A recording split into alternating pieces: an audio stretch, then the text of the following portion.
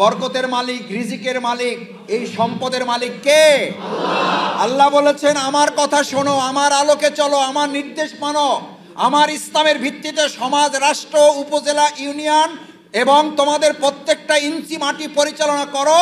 আমি আসমানের দরজা এবং জমিনকে বরকতের জন্য খুলে দেব, তোমাদেরকে কেউ দারিদ্রতায় আটকাতে পারবে না। কার ঘোষণা?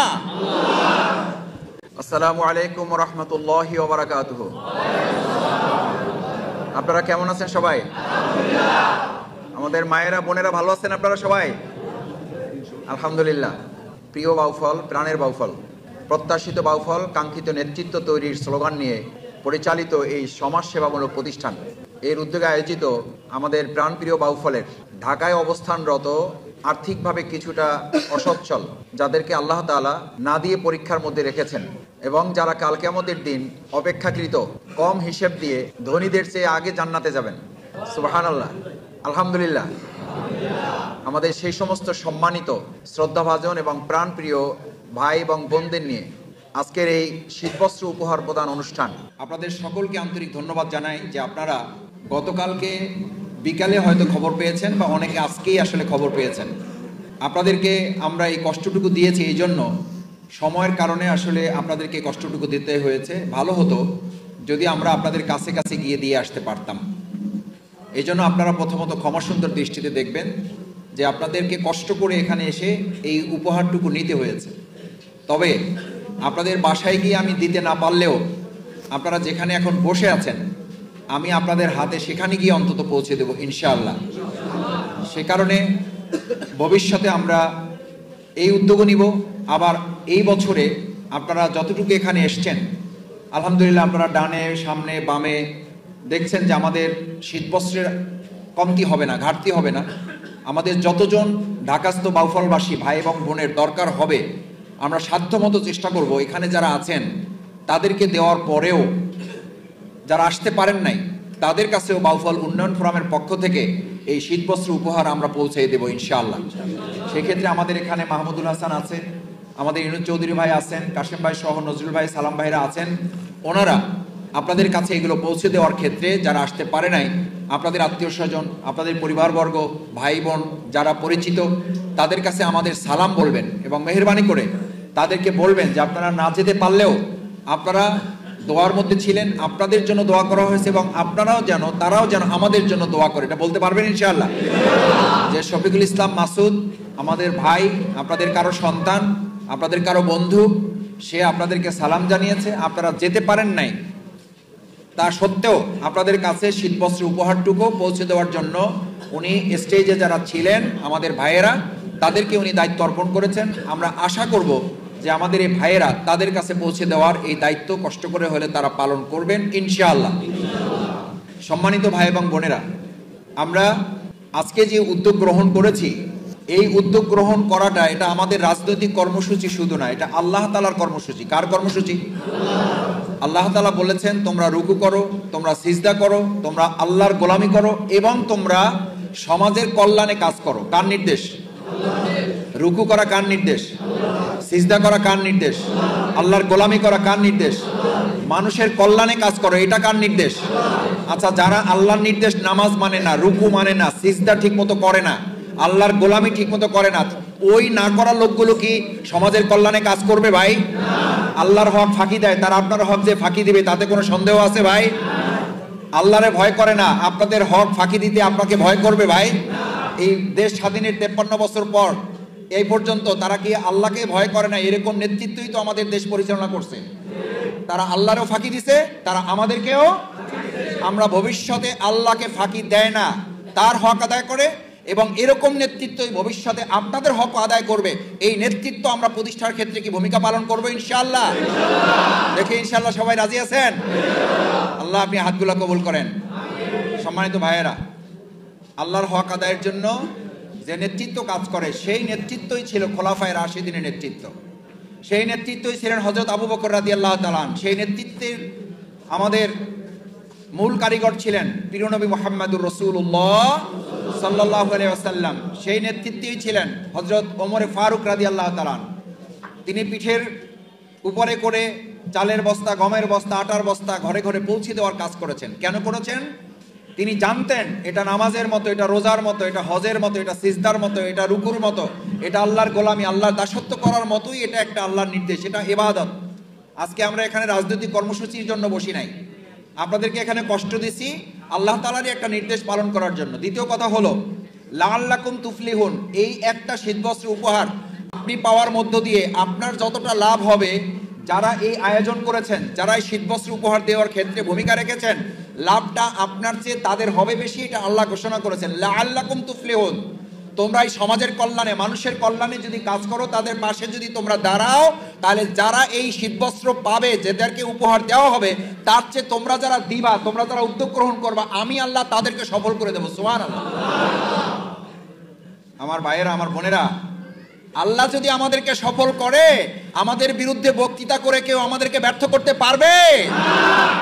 আমাদের সফলতা দেখে কেউ কেউ আমাদের বিরুদ্ধে কথা বলা শুরু করছে। আমাদেরকে থামিয়ে রাখা যাবে না, কারণ আমরা কার কাজ করি? আর সফলতা ব্যর্থতার মালিক কে? আমাদেরকে সফল করবেন কে?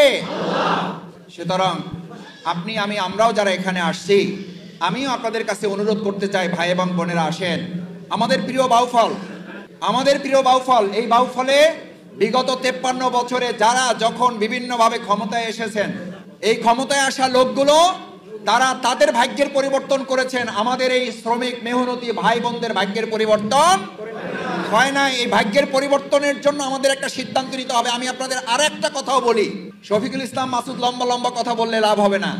বরকতের মালিক, রিজিকের মালিক, এই সম্পদের মালিক কে?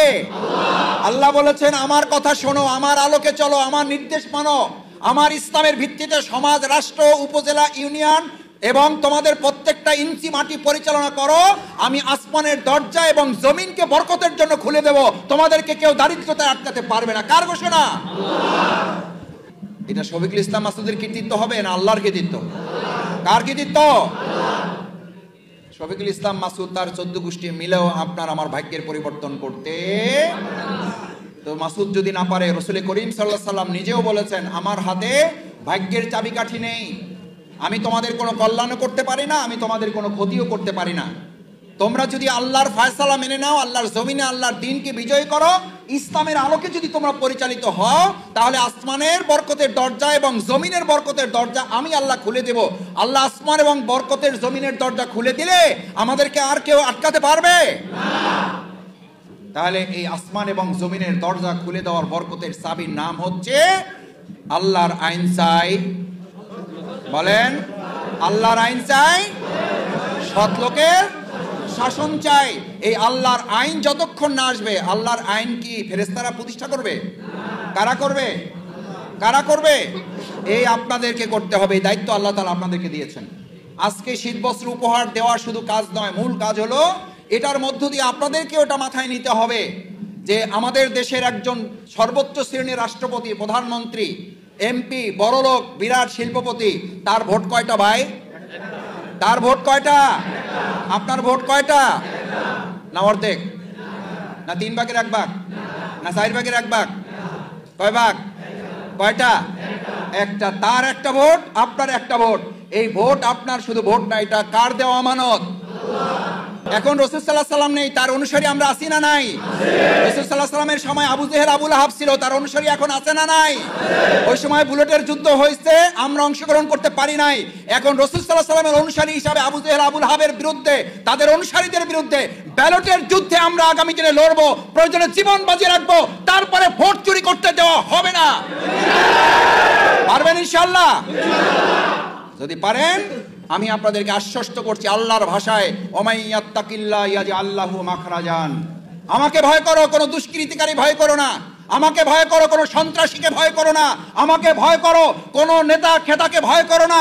আমাকে ভয় করো, তোমাদেরকে আমি ঘোষণা দিচ্ছি ইয়াজআল লাহু মাখরাজান, আমি তোমাদের সমস্ত দুঃখ দুর্দশা থেকে বের করে দেব। সুবহানাল্লাহ। ওয়ায়ারযুকু